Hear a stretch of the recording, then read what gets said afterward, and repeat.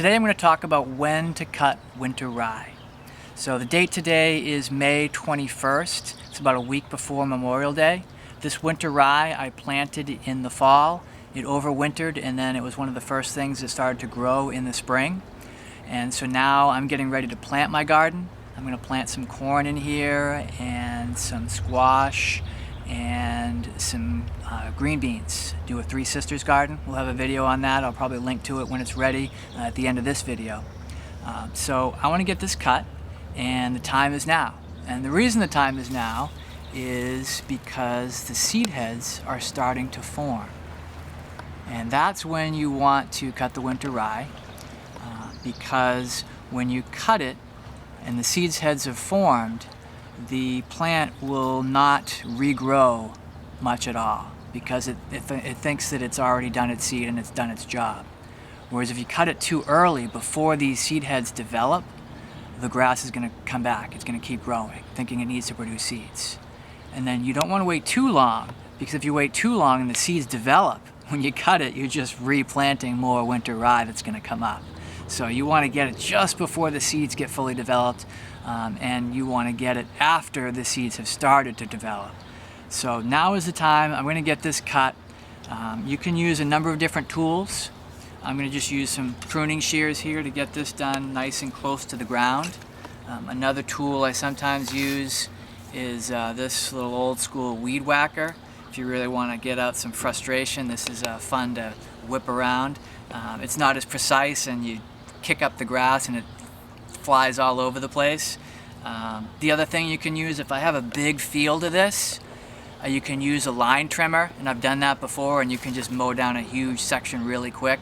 It's loud, so I'm just going to use these pruning shears for now, just to sort of give you an example of how to cut it. And you want to try to cut it as close to the ground as possible. So I'm going to start this process here and just take out this little section here. Snip it again as close to the ground as possible. Take out this whole section. I'm going to speak loud because this thing is loud. That's also a motorcycle. Yeah.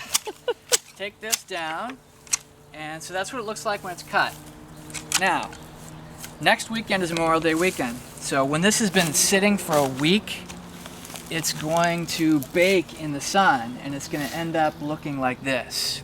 So this yellow bleached out section is a section that I had done last weekend. So that's what it looks like. I wanted to have that ready so you can see it in this video, what it looks like when it's been dried up. And you can see this grass you can rake aside, and what I'll do is transplant plants right in this area. I'll take a little hand cultivator and dig up the soil, loosen it up, plant right in there, and that's for transplants. Now if you want to plant seeds in this area, the better way, and I've seen some people do it, is they'll actually turn the soil over. That's another option. So I'm going to do that as an example. So you just get this fork and you dig it up like that, and you basically pull out a little section and you turn it over. So I'm going to get a little square section of this,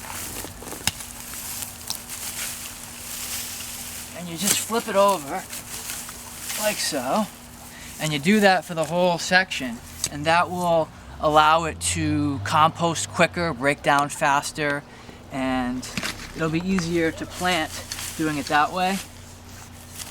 I don't, because it's a lot of extra work, so I'm not going to be planting actual seeds in here. I'm going to be transplanting plants that have already been growing for a little while. But yeah, you'd flip it over like that, expose the dirt, and that will speed up the composting process. So that's cutting winter rye, and I'm going to go ahead and probably finish the rest of this section, but I'll end the video here, and thank you for watching. And like I said, at the end of this video I'll link to some related videos, the one with the planting and why plant winter rye in the first place. And if you're interested in these plastic jugs back here and what I'm doing with those, we've got a little video about plastic jug greenhouses, so check that out as well. So thanks again for watching. here at Happy Home and Garden with John and Don.